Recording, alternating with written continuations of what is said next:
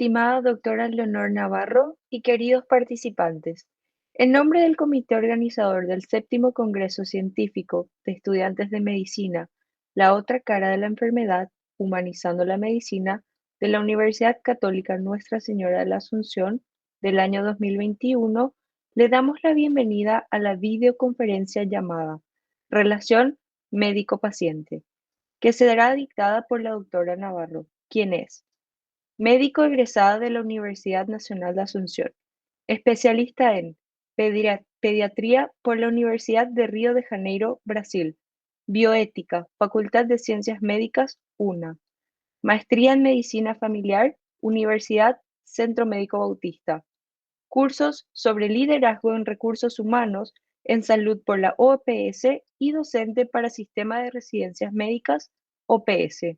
Directora de Gestión de la Educación en la Salud del MSP IBS en el 2013 al 2015 y responsable del Departamento de Extensión de la FSS UC. Este congreso es posible gracias al apoyo de CASMED, MedVital, Lecturio, Kaplan, Multitext y Vitalento. Le agradecemos especialmente a la doctora por su aporte en este evento y a partir de ahora puede iniciar con su presentación. Gracias a todos los organizadores de este congreso por invitarme. Realmente me hubiera encantado poder verlos cara a cara, poder conocerlos mejor, pero estoy segura de que este congreso va a ser de muchísima utilidad, no solo para ustedes como estudiantes, sino también para nosotros como docentes que participamos de este evento. Me encantó antes que nada el título que le pusieron a este congreso. Me parece que la humanización de la medicina es algo fundamental, es una prioridad en este tiempo. En esta época de atenciones masificadas, en un sistema de salud que cada vez apura más al médico a que haga atenciones cada vez más rápidas, cada vez más cortas. Es muy difícil lograr entablar una relación médico-paciente que sea realmente profunda, que pueda ver a este paciente en forma integral. Así que me parece importantísimo el tema, como les digo, que eligieron y me parece de una necesidad apremiante en nuestra actualidad. Entonces, para comenzar, quería que veamos dos videitos que creo que nos van a poner en situación de lo que puede significar esta relación médico-paciente y la importancia que tiene. Les dejo entonces para que vean estos videos y después comenzamos la presentación.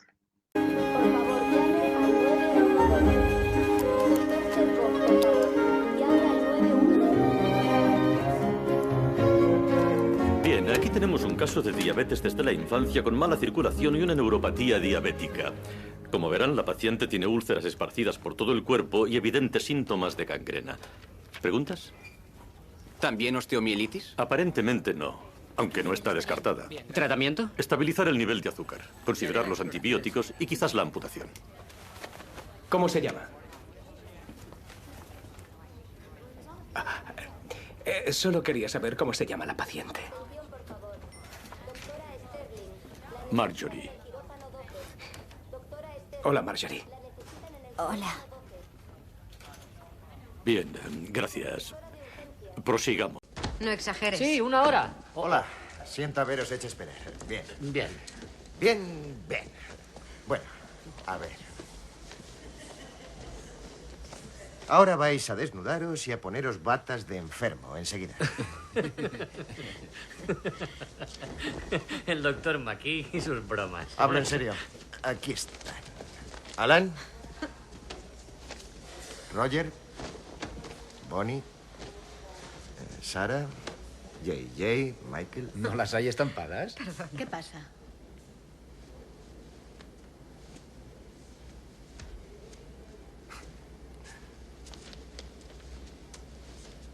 Doctores,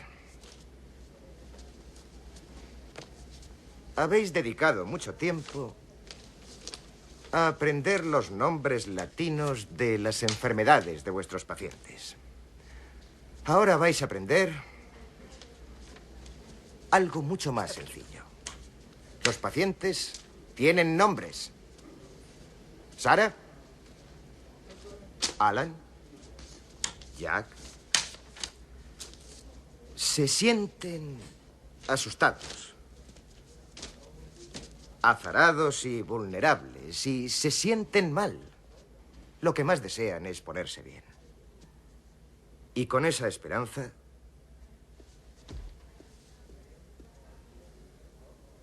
nos confían sus vidas. Podría intentar explicároslo hasta quedarme ronco, pero creo que no serviría de nada. Yo no lo entiendo. Bueno, entonces vamos a continuar después de estos dos videos que pudieron ver. Em, Como pudieron apreciar, la relación médico-paciente es fundamental. Ustedes vieron en el primer caso, cuando no se ve a la persona, sino que se ve solamente a la patología, nosotros podemos a veces obviar lo que es más importante, ver a la persona que tenemos enfrente. Es muy triste cuando en los hospitales vemos que se hacen recorridas y dicen, bueno, el paciente, el número tal, el paciente de la cama tal. Ese paciente de la cama tal es una persona que tiene un nombre, que tiene una familia, que tiene una historia. Y es muy, muy doloroso cuando olvidamos eso, sobre todo doloroso para la persona que está ahí, la persona que viene a nosotros en ese estado de vulnerabilidad. Y también, como pudieron ver en el otro video, que es muy simpático, em, ¿cuál es la reacción nuestra cuando estamos en el lugar del paciente? De sentirnos omnipotentes con nuestro estetoscopio, con nuestro guardapolvo, con todo nuestro conocimiento, paseando por los pasillos del hospital. De repente, ponernos en el lugar del paciente nos hace estar del otro lado, nos hace sentir vulnerables, pequeños, eh, indefensos. Y es así como se sienten estos estudiantes, estos residentes, cuando hacen esta experiencia. Y yo pienso que no vamos a entender lo que es verdaderamente la relación médico-paciente si no logramos ponernos del otro lado. Cada vez que uno tiene una conversación con alguien, cada vez que nosotros hablamos con un amigo, con un familiar, con la pareja, con quien sea, nosotros nos ponemos en una situación donde nosotros comunicamos algo, la otra persona nos comunica, nos ponemos de acuerdo o no, discutimos o no, tenemos con esa persona un lenguaje dentro de un espacio de comunicación. Y en ese espacio de comunicación, uno cuenta al otro, el otro escucha, después el otro habla, el otro escucha. Y en este juego de comunicación, nosotros podemos ver que hay un componente muy importante que es la palabra, lo que decimos, cómo decimos. Y por el otro lado está todo un lenguaje que no está dado con palabras, sino que está dado con nuestra actitud. Porque a veces podemos decir cosas muy buenas, pero con una actitud muy mala. Y ese es el mensaje que le llega al otro. Si nosotros les hablamos con una actitud, con una cara así que es agresiva o hacemos gestos agresivos, por más de que digamos cosas buenas, el mensaje que le llega al otro es totalmente diferente. Lo mismo pasa con nuestros pacientes. Cuando ellos llegan, nosotros a veces nos olvidamos de que no solo nosotros tenemos que hablar, también Él nos habla. Y tenemos que cuidar el mensaje que damos no solo con las palabras, sino también con nuestras actitudes. Porque a veces le decimos al paciente, sí, don fulano, yo me intereso por usted, y de repente suena el celular y atiendo. Después habla, después miro para allá, miro una ficha. O sea, mi actitud le dice que esa llamada telefónica es más importante que él, que la ficha del paciente que viene después es más importante que él. Entonces, de eso se trata un poquito lo que vamos a conversar hoy. ¿Qué es lo que tenemos que hacer o cómo debería ser esta relación con nuestros pacientes para que podamos hacerle sentir a este paciente que él es una persona muy importante para nosotros? De hecho, que cuando nosotros estudiamos medicina o cuando nos inscribimos a la facultad de medicina, y pienso que a ustedes les pasó igual, generalmente uno entra a la facultad porque uno quiere ayudar, porque uno quiere curar, porque uno quiere salvar el mundo de las enfermedades. Por lo menos ese era el pensamiento que yo tenía. Quería ayudar a la gente. Y hasta ahora les cuento, cuando estamos con mis estudiantes del quinto curso, algunos de ellos seguramente va a escuchar esta charla hoy. Cuando yo les pregunto por qué quieren estudiar, por qué quisieron estudiar medicina, la mayoría contesta eso, porque querían ayudar a las personas, porque querían ayudar a hacer un mundo mejor.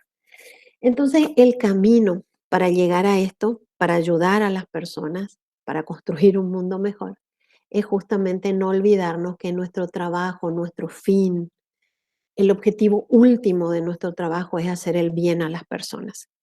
Y la única manera de lograr esto es si nos comunicamos bien con estas personas para poder entender completamente, profundamente lo que le pasa al otro. Bueno, avanzamos un poquito. Vamos a ver que nosotros vamos a tratar de hablar de una relación. Hay muchas relaciones médico-paciente, después vamos a ver también eso. Pero la relación de la que nosotros queremos hablar ahora es una relación con los pacientes donde él es el centro, no nosotros. El, vamos a decir, en una relación centrada en el paciente hay una gran diferencia con una relación médico-paciente como se entendía antes. Hace más de un siglo o en los siglos precedentes, toda la relación estaba centrada en quien tenía el conocimiento médico, que es el médico. Entonces, en la medicina tradicional, en las escuelas de antes nos enseñaban, incluso les cuento que a mí hace 30 años también me enseñaban así, que el paciente venía con sus signos y sus síntomas, llega a nosotros, nosotros somos los que tenemos el conocimiento, interpretamos estos signos y síntomas y hacemos un diagnóstico. El paciente, después de que nosotros le damos el diagnóstico, le decimos lo que tiene que hacer, el paciente simplemente obedece lo que nosotros decimos. Entonces, era una relación muy asimétrica. El médico es el que sabe, el paciente no sabe, entonces obedece. Era más o menos así, estaba muy centrada en lo que son los signos y los síntomas del paciente, o sea, en la parte más puramente biológica, científica, en lo que es el cuerpo. Pero vamos a ver que hoy en día esta relación médico-paciente cambia. El paciente viene y ya no nos interesa solo sus signos y sus síntomas, nos interesan sus preocupaciones, sus inquietudes, sus vivencias, sus sentimientos. O sea, queremos ver a este paciente integralmente, qué es lo que está viviendo, esta enfermedad o esto que le preocupa, cómo incide, cómo lo vive, cómo es esta profundamente, cómo él lo siente. Vamos a ver que hay infinidad de pacientes y en cada uno la enfermedad o la dolencia se manifiesta de manera totalmente diferente. Lo que es un resfrío simple para una persona que no le hace ni mella y sigue con su vida, para otro puede ser algo grave, él se siente mal, se siente limitado. Entonces, esa vivencia es importante explorar. El médico ya no es el que sabe todo, sino que interpreta, diagnostica, sí, pero también ve y analiza todo con una visión mucho más integral. Y después, entre los dos, ninguno es el que sabe y el otro no sabe. Acá los dos saben, el paciente sabe exactamente lo que le pasa o cómo lo vive, el médico interpreta, pero sabe que no sabe todo, entonces se pone en una posición totalmente diferente, de igual a igual con el paciente. Y entre los dos tienen que establecer una alianza compartida para lograr el éxito. Porque si bien hay una parte que nosotros hacemos, que es diagnosticar, dar las sugerencias, dar el tratamiento, el paciente es el que tiene que aceptar esto, es el que tiene que poner de su parte y el que tiene que llevar adelante finalmente este tratamiento. Ahora sería interesante también en el futuro ir cambiando esta denominación que le damos a la persona que consulta con nosotros, que le llamamos paciente, porque este paciente viene también de alguien que es pasivo, ¿eh? Eh, él ya no es un sujeto pasivo, sino que ya es un sujeto activo dentro de su tratamiento. Vamos a ver que nosotros tratamos sobre todo de enseñar en nuestra facultad, y esto está ocurriendo en todo el mundo en realidad. Hubo un cambio muy grande.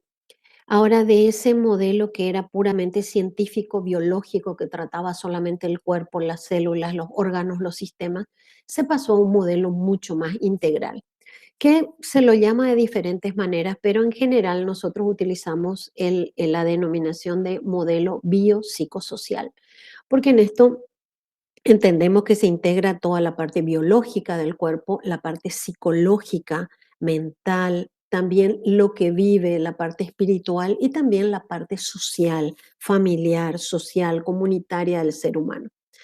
Y acá vamos a ver que está como simbolizado en estos gráficos lo que son estos factores. Para otros lo sintetizan con que el ser humano tiene varias esferas, entre ellas la mente, el cuerpo y el espíritu.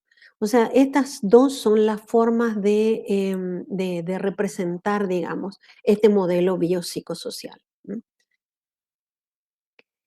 Ahora, lo interesante es que si hay algunos acá de nuestros estudiantes de historia de la medicina, se van a acordar que yo suelo hacer esta reflexión, que yo no entiendo por qué nosotros como médicos en algún momento de la historia perdimos esta visión integral del ser humano. Si nosotros recordamos culturas milenarias que tienen más de 5.000 años, como la cultura china o la cultura hindú, la cultura de los egipcios, ya tenían muy bien estudiado que el ser humano era cuerpo, mente y espíritu, incluso energía. Y estos canales o fluidos de energía, que se mantenga este equilibrio o esta energía fluyendo, era muy importante para mantener la salud. Los chinos hicieron un estudio maravilloso de donde describían todas las terminaciones nerviosas, los puntos dolorosos, y todo eso se tenía muy en cuenta para devolver la salud al ser humano.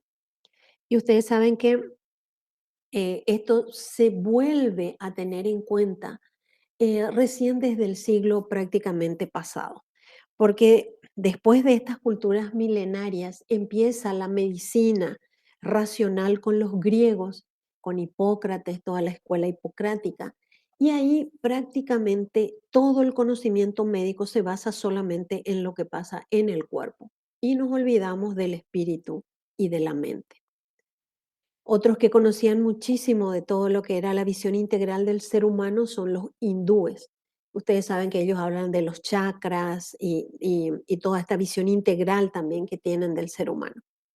Ahora, ¿por qué? ¿Por qué volvemos a esta visión integral? Digamos, se veía antes así, después viene la medicina exclusivamente racional, científica, durante siglos, y ahora, desde el siglo pasado, volvemos a esta visión integral. ¿Por qué? Porque nos dimos cuenta de que había muchas patologías que buscando solamente en el cuerpo no íbamos a encontrar la respuesta. Y nos dimos cuenta también de que solamente dando medicinas, medicamentos, no encontrábamos resultados.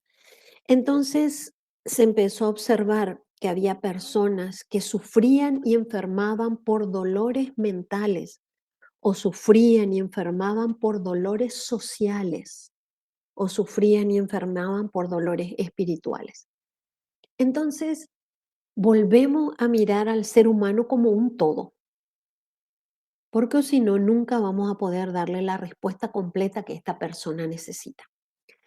Cuando viene un paciente y se coloca delante de nosotros, tenemos que pensar que este paciente, antes que nada, el principio fundamental que tenemos que meter en nuestra cabeza es desde ahora que somos estudiantes, que esta persona, este paciente es una persona completa, integral, con todas sus dimensiones, igual que nosotros. Esta persona no es solo un cuerpo, es una persona singular, es irrepetible y por lo tanto es todo es un misterio único y como persona única, irrepetible, es algo maravilloso que está delante de nosotros.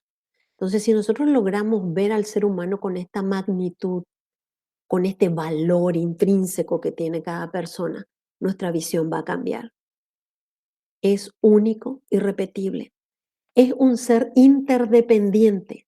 O sea, en este momento depende de nuestra relación, pero también depende de otros y otros dependen de esta persona. Cuando está frente a nosotros, recordemos que es un miembro de una comunidad, que tiene capacidades, que tiene derechos, que tiene autonomía y que tengo que respetar. Aunque yo le diga que el mejor tratamiento es este, si él decide no hacerlo, tengo que respetar su autonomía, porque es su derecho. Es poseedora de dignidad y de todos los derechos como cualquier persona. Entonces, esta es la visión que tenemos que tener de esta persona que viene. Y otra cosa muy importante, aunque la persona entre sola, una sola persona en nuestro consultorio, esa persona trae toda una comunidad con él, porque es fruto de esa comunidad, de esa cultura, de esa sociedad, de esa familia, de ese trabajo que tiene. O sea, todo está interrelacionado. Entonces, no olvidemos esto, si nosotros tenemos esta visión, cada vez que encontremos a un paciente, no solo el paciente se beneficia del contacto con nosotros nos beneficiamos y nos enriquecemos con cada persona que se encuentra ante nosotros. Si nosotros perdemos esta visión, perdemos una oportunidad maravillosa de aprender y de poder progresar y crecer nosotros también como personas. Así que espero que no pierdan esa oportunidad. En esto no voy a entrar mucho porque esto lo ven en todas las clases de medicina familiar, a veces de salud pública y todo lo demás. Hay muchos modelos de relación médico-paciente. Hay relaciones puramente técnicas donde solamente se le piden análisis, se hablan de cosas muy, muy, muy técnicas. Hay una relación que a veces puede ser paternalista, donde el médico que sabe, trata de que el paciente haga lo que él le dice, pero no porque él quiera hacer su voluntad, sino porque quiere que ese paciente tenga lo mejor de lo mejor y él piensa que si le obedece eso va a hacer. Y se llama paternalista porque es más o menos lo que los padres hacen con los hijos, ¿verdad? Entonces, insisten y a veces sin ver lo que el otro quiere, quieren lo mejor para esa persona y no le dan la oportunidad de en libertad poder elegir. La sacerdotal es más o menos similar, la antagónica es donde el médico pelea con el paciente y todo lo que el paciente dice está mal, no, eso no debías hacer, no aquello. Entonces es una relación muy difícil. También podemos, perdón, tener una relación autoritaria, que es la paternalista, pero donde realmente no se le deja, no se le da oportunidad al paciente de hablar. Y finalmente también tenemos la relación como nosotros enfocamos, que es la que donde, vamos a decir, todo está orientado hacia el paciente. El paciente es el centro, es el fin, es, vamos a decir, nuestra prioridad en todo lo que es el sistema de salud. Ahora, si nosotros pensamos y vemos todos los otros modelos que existían antes, este modelo biopsicosocial no es que invalida lo anterior, sino que lo complementa porque estudiar el cuerpo, hacer análisis, ver los signos, los síntomas es muy importante. No es que vamos a dejar de hacer eso, pero vamos a ampliar este horizonte viendo también otros aspectos que a veces quedan olvidados.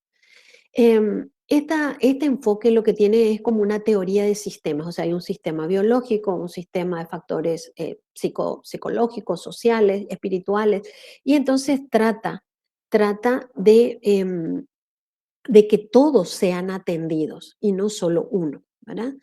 Eh, Se sabe que todos estos sistemas tienen influencia y se interrelacionan unos con otros. Y hay jerarquías, hay momentos en que podemos tener problemas que son más físicos, más del cuerpo, como por ejemplo con el COVID, ¿verdad? Tenemos más problemas físicos, pero también el COVID, recordemos que tiene o causa muchos problemas psicosociales, causa miedo, temor, incertidumbre, pánico en algunas personas solo con escuchar ese diagnóstico. Y también hay factores sociales, ¿verdad? Muy importantes. A veces el difícil acceso a las vacunas, al sistema de salud. O sea, todo está interrelacionado. Un paciente que tiene COVID, si bien su problema principal es el virus que entró en el cuerpo, todo el resto también es importante y no tenemos que olvidar que todas estas cosas tenemos que analizar. También es importante que hay pacientes que suelen decir, sobre todo los que son pacientes ya mayores, o si no, en los niños también se ve, porque ellos parece como que son más auténticos en sus relaciones, que el anciano a veces le ve a su médico y dice, yo ya me curé, ya estoy curado, porque también hay un componente emocional terapéutico. O sea, una buena relación con el médico de cabecera a veces es suficiente para que ese paciente ya se sienta mejor, ya se sienta seguro y empiece a mejorar. Entonces, esta relación orientada al paciente también tiene un componente importante que no tenemos que olvidar, que a veces esa simple relación estrecha, esa simple presencia, cercanía del médico ya mejora al paciente. También tenemos que entender que una cosa es la demanda de salud y otra es la necesidad de salud. Si nosotros no vamos a fondo, nos vamos a quedar simplemente con la demanda. Hay factores de riesgo que tenemos que evaluar, pero por ejemplo, hay pacientes que dicen, vengo por un dolor de garganta y bueno, le veo la garganta y acabó. Pero sin embargo, si yo voy más a fondo y sigo explorando, a lo mejor ese paciente que le dolía la garganta en realidad me doy cuenta que está obeso, que está hipertenso, que tiene una diabetes.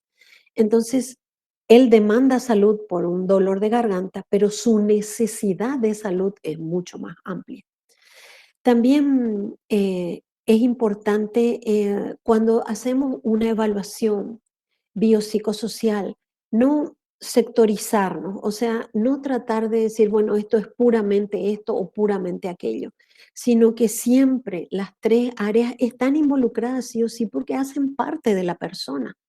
Entonces, a la larga nos vamos a dar cuenta que si exploramos bien, si hacemos una buena historia, si escuchamos lo suficiente, vamos a ver que siempre las tres áreas están comprometidas. Pero también tenemos que acordarnos de lo siguiente, hay personas que a veces les encanta mucho este modelo biopsicosocial y a veces les encanta mucho hablar y decir, no, no, esto es esto que te está pasando, este dolor de estómago es simplemente porque tenés problema con tu esposo, porque perdiste tu trabajo y bueno, toma este de ansiolítico, vas a dormir bien de noche y vas a mejorar. No, ese no es el camino. Siempre nosotros ante un síntoma o un signo tenemos que descartar siempre lo orgánico y eso no tenemos que olvidar. Eso no se descarta, porque detrás de ese dolor en el estómago puede haber una úlcera, puede haber una gastritis, pudo haber sido desencadenado por un estrés ciertamente, pero hay que descartar siempre que haya algo orgánico que se pueda tratar, ¿sí?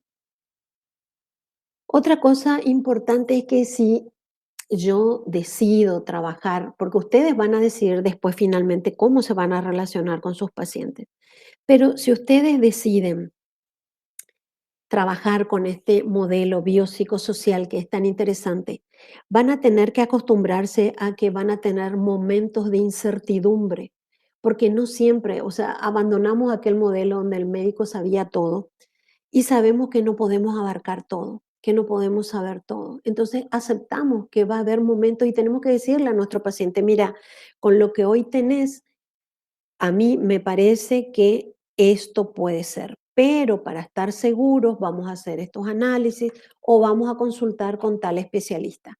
Y ahí vamos a ir viendo, porque por ahora tu cuadro no está claro.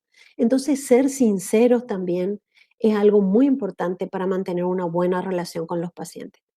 Actuar de manera preventiva siempre, siempre, todo lo que podamos prevenir, todo lo que podamos adelantarnos por el bien de paciente, hay que hacer. También recordar que como nosotros que somos personas, el paciente también es una persona que está en constante evolución.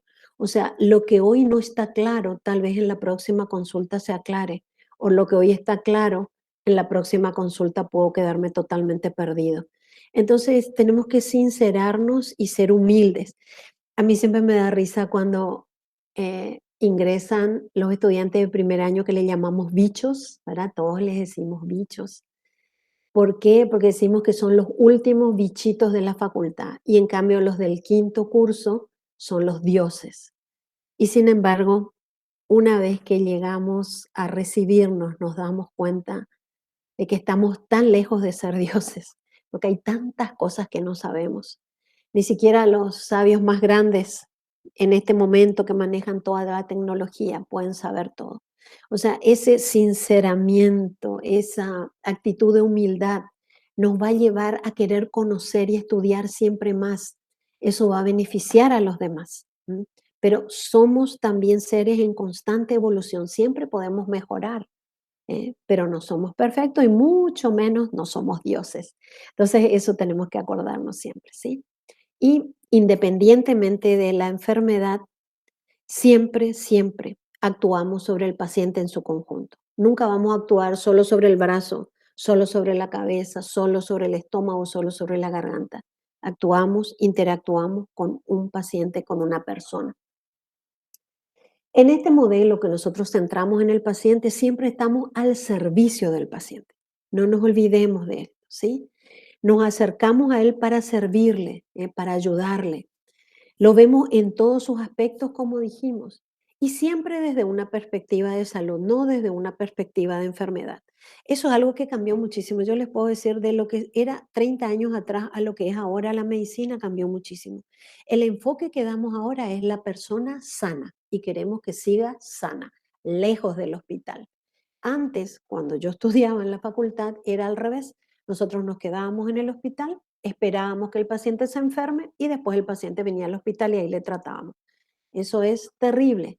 Se vio que eso es costoso para el país, costoso para el hospital y sobre todo costoso para las personas que pierden la oportunidad de estar sanas con cosas que se pueden perfectamente prevenir. Entonces, siempre verlo desde la perspectiva de salud. Esta persona que se acerca a mí está sana, viene para un control. Tengo que hacer todo lo posible para que siga sana, lejos del hospital, en su familia, trabajando, feliz en su comunidad. Entonces, siempre trabajar esa parte, perspectiva de salud, siempre trabajar en prevención. Y también tener en cuenta todas las variables, todas estas variables, todo lo que veo integralmente al paciente va a hacer que después se determine qué conducta voy a tomar. No voy a centrarme solo en un aspecto, sino en esta visión integral del paciente. Ahora, algo importantísimo si queremos hacer esto es escuchar al paciente, escuchar, escuchar, ¿eh? Y escuchar de una manera humana. O sea, si me dice, mire, tengo un, no sé, tengo, no sé, algo que, por ejemplo, sea para nosotros incomprensible, tengo un empacho, me empaché porque comí mucho. No voy a corregirle, decirle, no, no, señor, eso no es un empacho, eso es una intolerancia por una transgresión alimentaria o usted está empezando una gastroenteritis. No, escuchemos, dejemos que el paciente hable como él sabe hablar. El paciente no es el que tiene que ponerse a nuestro nivel y empezar a hablar técnicamente. Somos nosotros que tenemos que bajar, dejar todo lo que es técnico y hablar con un lenguaje sencillo, sencillo, fácil, para que el paciente me entienda. Si yo le tengo que decir el abdomen superior, inferior, no, en tu panza, acá abajo, en tu barriga, cosas que el paciente pueda entender. Tengo que escucharle, primero escucharle y después hablar. Y cuando hablo, tengo que hablar con un lenguaje que el otro me pueda entender. O si no, la comunicación no se realiza, ¿eh? Si yo no logro que el otro me entienda, yo fracasé en la comunicación. No es el otro el que fracasó, soy yo, porque yo tengo la técnica, yo pude estudiar. Entonces soy yo el que se tiene que adaptar al otro. Es igual que cuando hablamos con los niños. Yo no voy a pretender que un niño hable como un adulto. El adulto se tiene que adaptar para que el niño le entienda. Prescindir de etiquetas, eso también es interesante. Ustedes saben que hoy en día hay varios trabajos psicológicos, psiquiátricos, que demuestran el dolor o el problema que causan colocar etiquetas a los pacientes.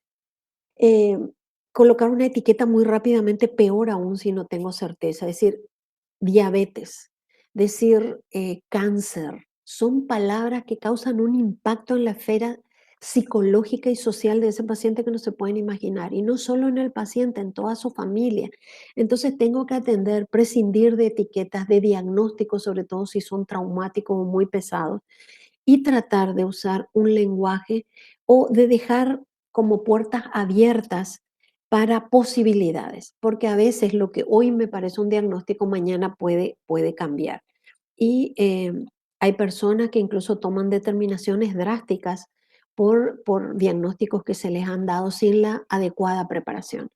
Hay pacientes, por ejemplo, que en los años 80 sobre todo se les decía que tenía VIH-Sida y se suicidaban. Se suicidaban porque a veces no se les habló, no se estableció primero una relación o una comunicación buena antes de dar el diagnóstico. Entonces, esas etiquetas tenemos que tener mucho cuidado. Y cualquier enfermedad que sea, así sea un dolor de garganta, siempre afecta a los 3 niveles. No se olviden, cualquier enfermedad con un enfoque biopsicosocial afecta a los 3 niveles.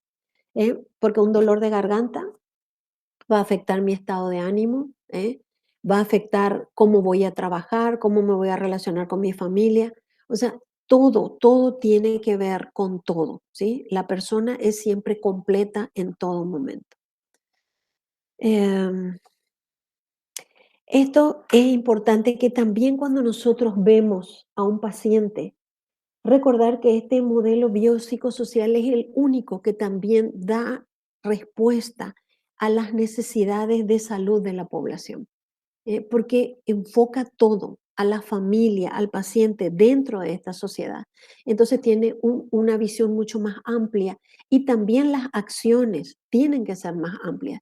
Es muy triste cuando un médico trabaja en una comunidad donde ve que año tras año los niños enferman porque no tienen diarrea y no hace algo por trabajar con esa comunidad para ver si se puede lograr que tengan desagüe cloacal, que tengan agua potable. Hay médicos que trabajan muy bien en sus comunidades y que lograron no solo darles medicamentos, sino que lograron realmente cambiar la vida de su comunidad y la vida de las personas que trabajan ahí. A mí me encantó mucho lo que hicieron ustedes y les felicito por eso. Me encantó lo que hicieron en estas campañas de vacunación.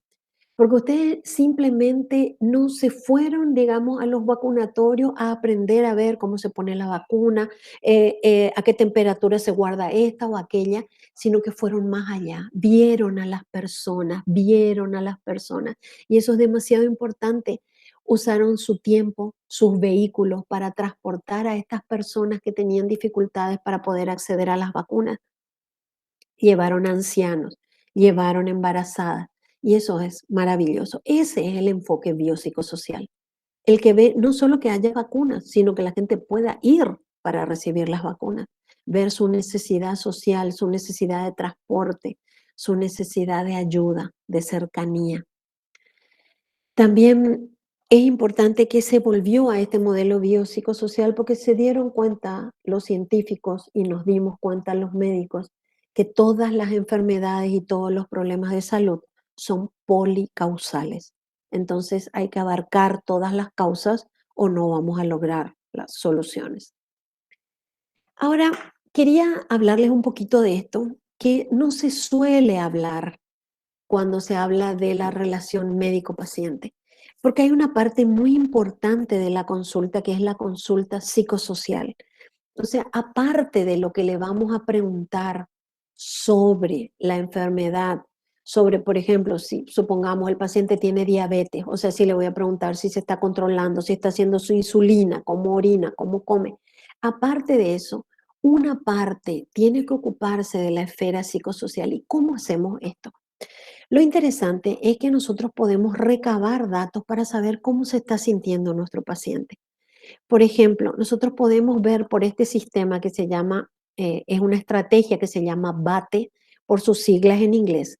Nosotros tenemos que ver el trasfondo, o sea, cómo se siente, preguntarle, sí, pero con esta diabetes, ¿qué es lo que estás sintiendo? ¿Cómo te está afectando? O sea, en tu día a día.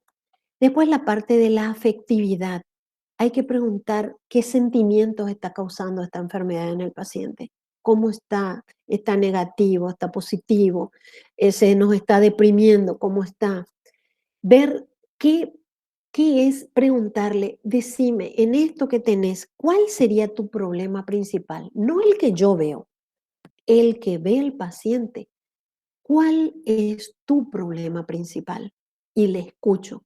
Entonces voy a poder ayudar, porque el problema para él tal vez sea un problema que para mí no es importante. Y después preguntarle cómo le está yendo, o sea, preguntarle cómo está lidiando con este problema, cómo te está yendo, qué tal te va, cómo te sentís y mostrarle empatía. Por ejemplo, decirle, me imagino que después de que hablamos de este diagnóstico de diabetes no habrá sido fácil, porque yo me imagino en tu lugar no debe ser fácil cambiar tu manera de comer, tu manera. Entonces, ponerlos un poco en su lugar y demostrarles que nos damos cuenta que es difícil para él, que no somos insensibles a lo que él está pasando. Entonces, eso es muy interesante. ¿Eh?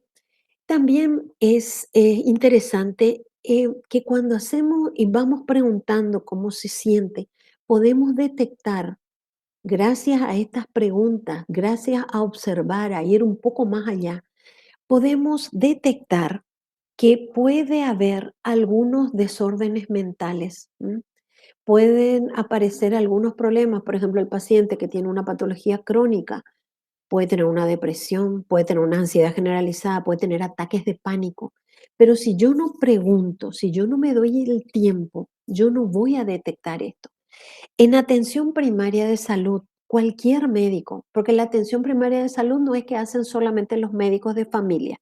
O sea, ellos son las personas, vamos a decir, por por su especialidad, las más indicadas para llevar adelante la atención primaria.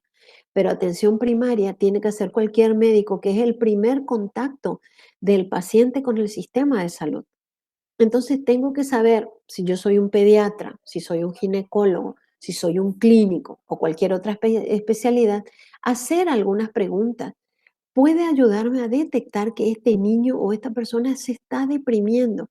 Porque, por ejemplo, le pregunto, pero ¿y cómo estás? ¿Qué haces? Y me dice, no, no hago casi nada, duermo todo el día, no me gusta nada, no me siento bien. Entonces, esas son señales de alerta que nos pueden ayudar a hacer diagnósticos muy importantes. Ahora, si nosotros preguntamos, hacemos preguntas más profundas, y esto después ustedes las van a seguir viendo cuando vean otra vez, porque esto les va a quedar grabado. Una vez que nosotros detectamos alguna cosa que nos llame la atención en esta consulta psicosocial, tenemos que seguir aconsejando al paciente. Es interesante que nosotros le tenemos que demostrar que el paciente no está solo. Eso es muy importante. Él no está solo con su problema. Nosotros estamos ahí, nos interesamos realmente. Pero también es interesante que si detectamos un problema, por ejemplo, como una depresión o un problema de ansiedad que necesita una medicación específica o un tratamiento específico, hay pacientes que van a necesitar, por ejemplo, una terapia familiar cuando el problema es más de relacionamiento o van a necesitar eh, un tratamiento con un especialista como tal vez un psiquiatra que le pueda ayudar a salir de esa depresión. Nosotros tenemos que detectar en esta entrevista que hacemos con nuestro paciente, en esta consulta, pero a veces tenemos que tener la ayuda a otros especialistas para ayudarle al paciente a mejorar. Ahora también tenemos que recordar una cosa. En esta relación médico-paciente nosotros tenemos que establecer con ellos un espacio de confianza, de seguridad, de crecimiento, como dijimos, no solo al paciente, sino nuestro, y un espacio donde los dos van a hacer su parte para lograr el beneficio de los dos.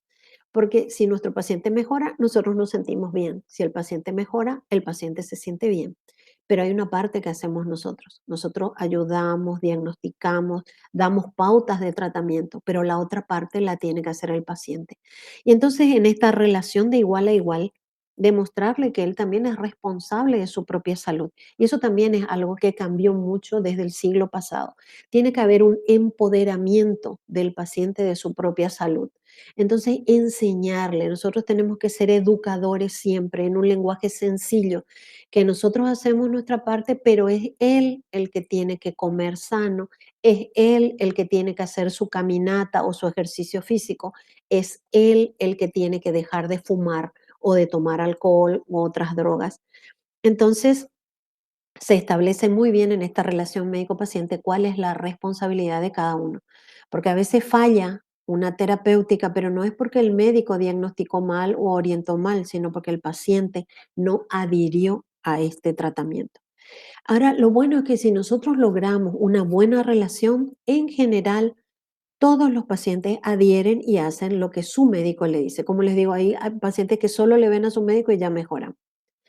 Ahora, es interesante, le digo, si ustedes logran y van a ver incluso de estudiantes, cuando ustedes logran una buena relación, uno siente una satisfacción tan grande porque llegó a comunicarse con otra persona y da unos frutos realmente maravillosos.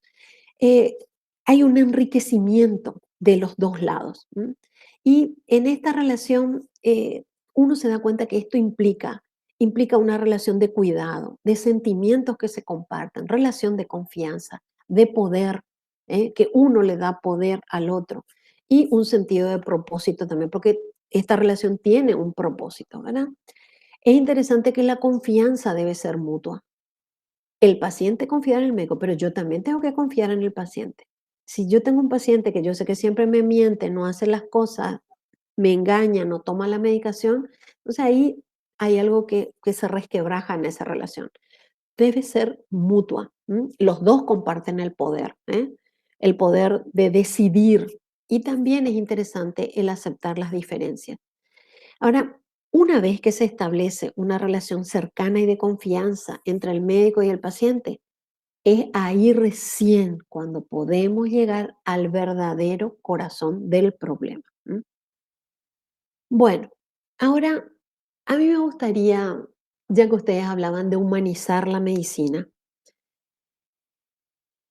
em, hay un escrito que hizo el Papa, mejor dicho, un mensaje que dio el Papa Francisco en el 2019 en un congreso que hizo a los médicos.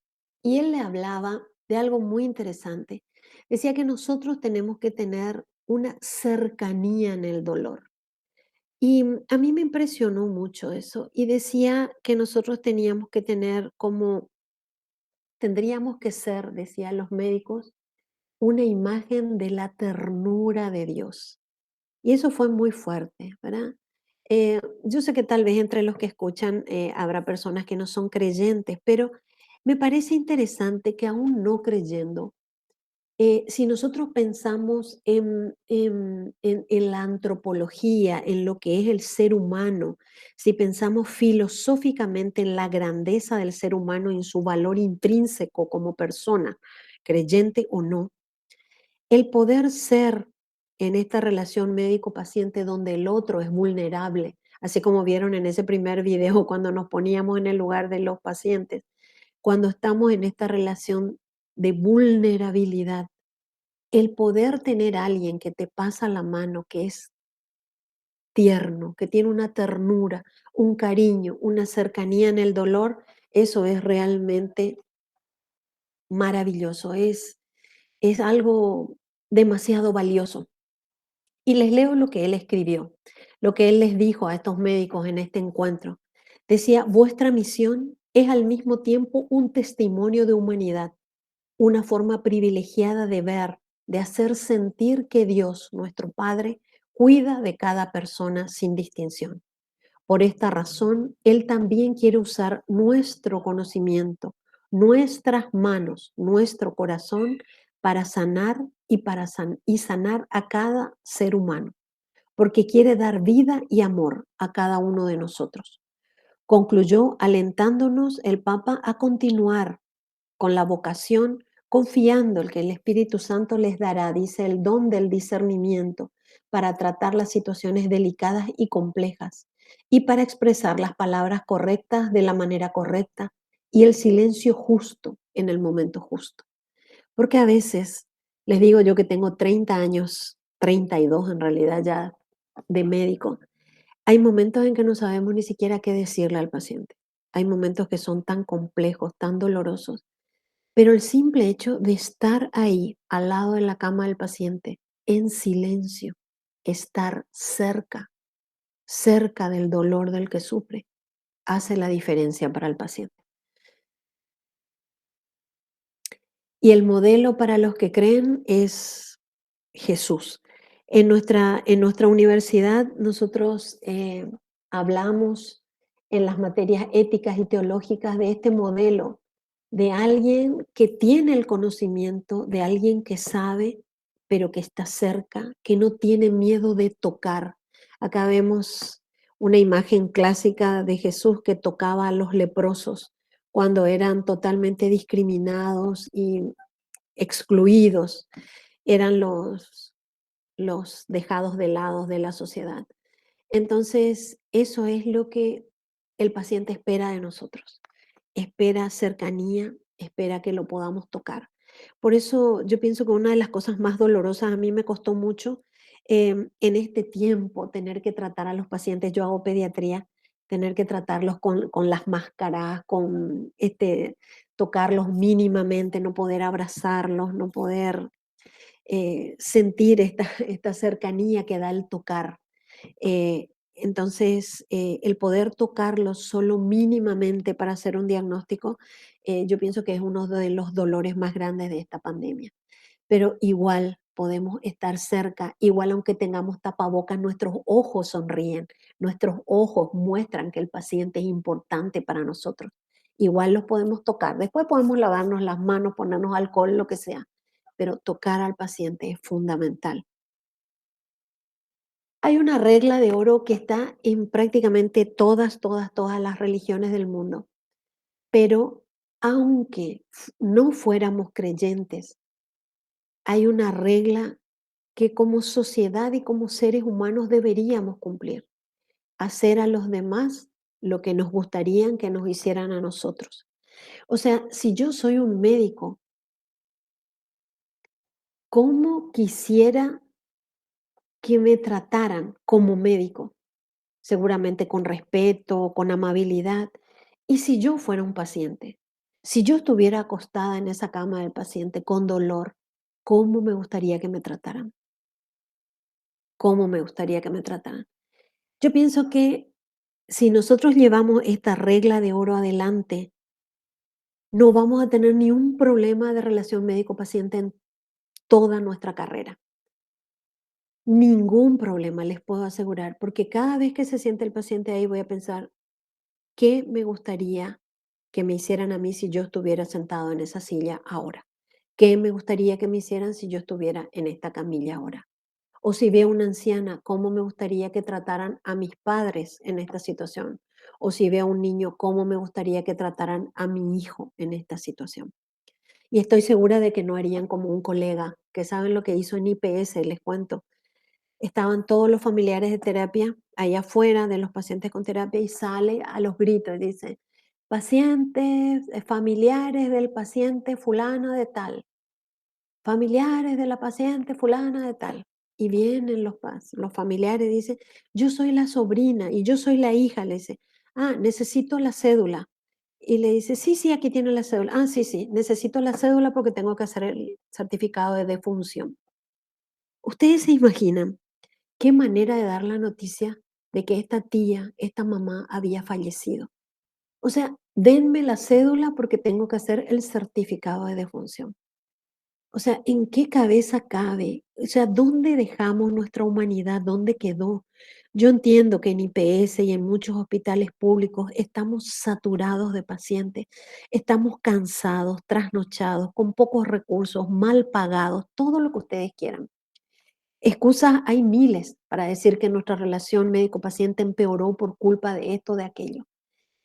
Pero pase lo que pase, nosotros no podemos dejar de ser humanos. No podemos, no podemos, no podemos. Dejar de pensar en esa persona que está ahí afuera, en la sala de espera de una terapia intensiva, esperando, rezando, rogando, implorando para que su madre viva un día más, para que salga de esa terapia. Y nosotros decirle, deme la cédula porque voy a hacer el certificado de defunción. No olvidemos nuestra humanidad, no olvidemos nunca. Aprender ciencia, podemos aprender siempre. Siempre va a haber un libro para aprender. Aprender a ser humanos también podemos aprender siempre. Si nos dejamos transformar. Hay una cosa muy interesante que me encanta, que también habló el Papa, y no importa si sean creyentes o no creyentes, pero es algo que tienen que aprender y ojalá aprendan ahora de estudiantes, porque algunos médicos se olvidaron de aprender. Todos estamos a tiempo, aunque seamos médicos viejos que hicimos mal el trabajo, todavía hoy podemos aprender. Hay cosas que nosotros aprendimos y vimos en esta charla que quedan como conocimiento. Ah, la relación médico-paciente tiene que tener estos componentes, tiene que ser así, así. Eso lo entendí con la cabeza. Está acá. Aprendí los principios de la bioética, aprendí lo que es ética, aprendí lo que es ética profesional, pero eso quedó acá en mi cabeza. Puedo recitar todos los principios de la bioética, pero si eso que conocí acá, eso que sé que es humanidad, que es respeto al otro, no sale de acá y pasa al corazón, si no me transforma, si yo no digo, pucha, esto es así, el otro es un ser humano, el otro es importante, si no me transforma, si no me transforma en una mejor persona, si no me transforma en una persona que va a ser, que trate y que vea al otro como una persona y que la trate como un ser humano digno, si no me transforma, no sirvió de nada lo que aprendí acá. Eso que me transforma realmente, que me hace mejor persona, después se tiene que traducir aquí en las manos, en lo que hago. Tengo que actuar con coherencia con lo que sé, con lo que siento y con lo que hago. Porque ese es el gran problema de nuestra sociedad y no solo de la medicina hoy en día. Hay políticos, médicos, maestros, profesores, presidentes, no sé, tanta gente que da discursos maravillosos, que saben muchísimo, pero que después, al hacer las cosas, hacen totalmente lo contrario, que actúan haciendo totalmente lo contrario.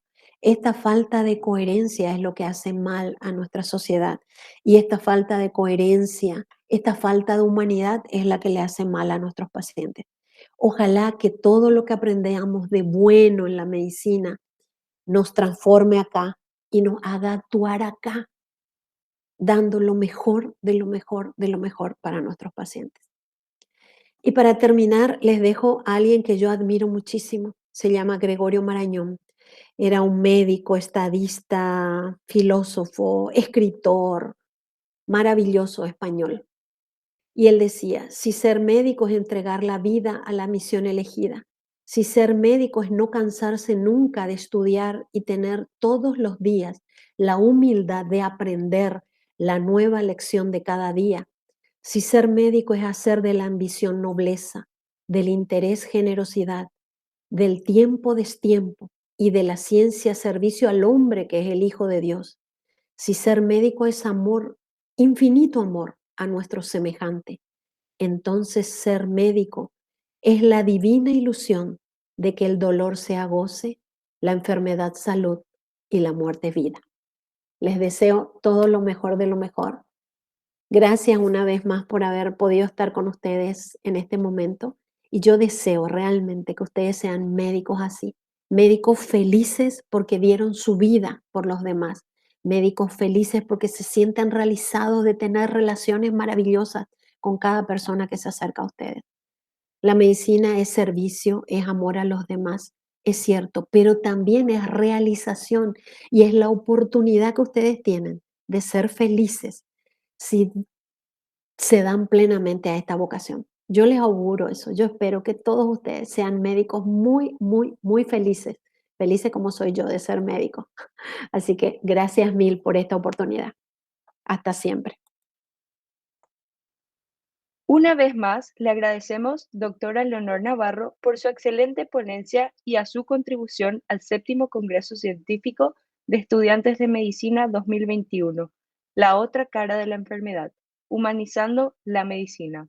Recordamos que este congreso es posible gracias al apoyo de CASMED, MedVital, Lecturio, Kaplan, Multitext y Ditalento. Agradecemos particularmente a la doctora Navarro por su tiempo y esfuerzo, y también a todos los participantes. Que tengan todos un buen resto de jornada.